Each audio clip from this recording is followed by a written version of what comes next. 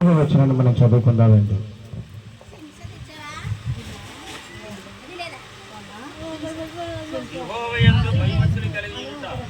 యెహోవా యందు భయభక్తులు కలిగి ఉండుట దేవుని బిడ్డలారా చూడండి, మన కింద వచ్చిన మనకంటే 6వ వచనం కూడా చదువుకుందాం. బాలుడు నడవలసిన బాలుడు ఎలా నడవాలో ఆ తాళుని వాడికి నేర్పుము, వాడు పెద్దవాడైనప్పుడు దాని నుండి తొలగిపోడు అంటండి. చాలండి. వాక్యం ఏమని చదివిస్తుందంటే సొలొమోను అంటున్నాడండి, బాలుడు ఎలా నడవాలో వాడికి చిన్న వయసు నుంచే నేర్పాలంటండి. చిన్నప్పటి నుంచి వాడికి ఒక కండిషన్, ఒక కన్స్ట్రక్షన్ అనేది నేర్పితే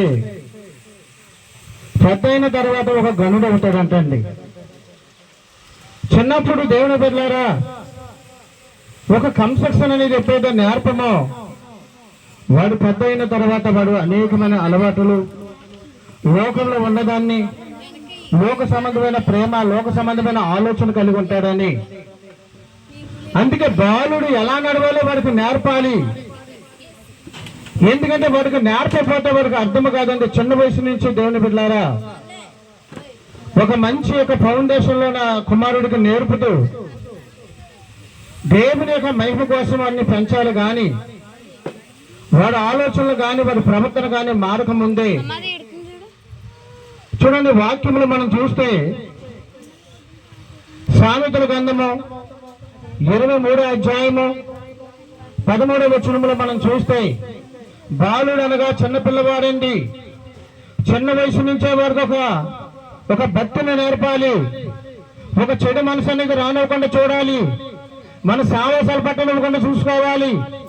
ఎందుకంటే బాలుడు నడవలసిన తావును వారికి నేర్పకపోతే వాడు పెద్దవాడు అయిన తర్వాత అనేకమైన అలవాట్లు అవుతాయంటండి.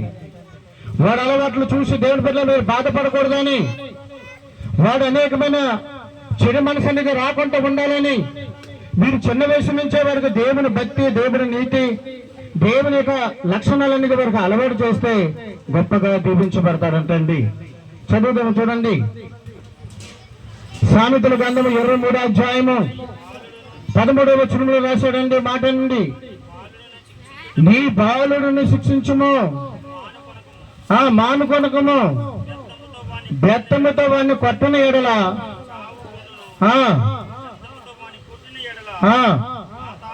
పోకుండా వారి ఆత్మను తప్పించేవాడు అవుతామంట. చూసారా దేవుని బిడ్డలారా, చిన్న వయసులో నుండి ఒక కుమారుణ్ణి మన పెంపకం అనేది పరిపూర్ణంగా మనం పెంచితే మంచి భక్తిలోని, మంచి నీతిలోని, యథార్థత కలిగి మనం పెంచుతానంటండి. మన బిడ్డలు అంటారు చూడండి, పాపం అనేది చేయరంటండి. వారికి వయసు వచ్చిన తర్వాత చూడండి కొన్ని అలవాట్లు నేర్చుకోరు. దేని బిడ్డలారా కొంత బూతులాడటం నేర్చుకోరు, కలహాలు కలడం నేర్చుకోరు. ఈ చిన్నప్పటి నుంచే మనం ఒక కండిషన్ లో పెంచకపోతే పెద్ద అయిన తర్వాత నిన్ను ఏడిపిస్తాడు దేవుడి బిడ్డలారా, నీకు తెలవదు. ఎందుకంటే పిల్లలు పెంచిన వారికి అర్థమవుతుంది ఆ బాధ ఏంటో. అందుకే సొలొమోను అంటున్నాడండి, చిన్న వయసు నుంచి ఒక కండిషన్ లో పెంచాలి. వారికి జ్ఞానాన్ని నేర్పాలి, తెలుగును నేర్పాలి. ఇతరులకు దేవుని వల్ల సావాసాలు కలగకుండా, దుష్ట సాంగత్యం చేయకుండా, చెడ్డ మాటలు పలకకుండా వాడికి ఎప్పటికప్పుడు గద్దిస్తూ వాళ్ళు ఒక కండిషన్ లో పెంచితే నీ కుమారులు దేవుని బిడ్డ మహాగనులు అవుతారండి. 10వ అధ్యాయం చూడండి, సామెతల గ్రంథంలో అంటాడండి 1వ వచనంలోని, ఎందుకంటే తల్లిదండ్రులకి దుఃఖం కలగకుండా ఉండాలంటే, తల్లిదండ్రులకి మంచి భక్తులు నేర్పాలంటే, తల్లిదండ్రులు మంచి జీవితాన్ని ఇవ్వాలంటే మొదటగా బిడ్డను దేవుని బిడ్డలారా ఒక కండిషన్ లో నడిపించండి. ఖచ్చితంగా నీ బిడ్డలు మీ మాట అంటారు దేవుడి బిడ్డలారా.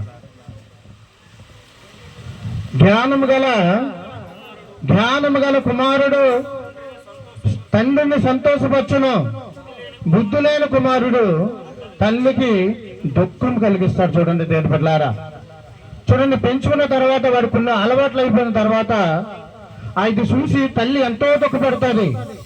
నా కుమారుడు ఎంతో గొప్పవాడు అవుతాడు అనుకున్నాను, కానీ నా కుమారుడు మంచి పేరు తెచ్చుకుంటాడు అనుకున్నాను. ఇలా బూతులాడుతున్నాడు ఏంటి, ఇలా కలహాలు వెళ్తున్నాడు ఏంటి, ఇలా లోకంలో తిరుగుతున్నాడు ఏంటి అని నువ్వు అది చూసి బాధపడే కంటే నువ్వు చిన్న వయసు నుంచే వారికి భక్తిని నేర్పండి దేవుని బిడ్డలారా. వారికి నీతిని నేర్పండి.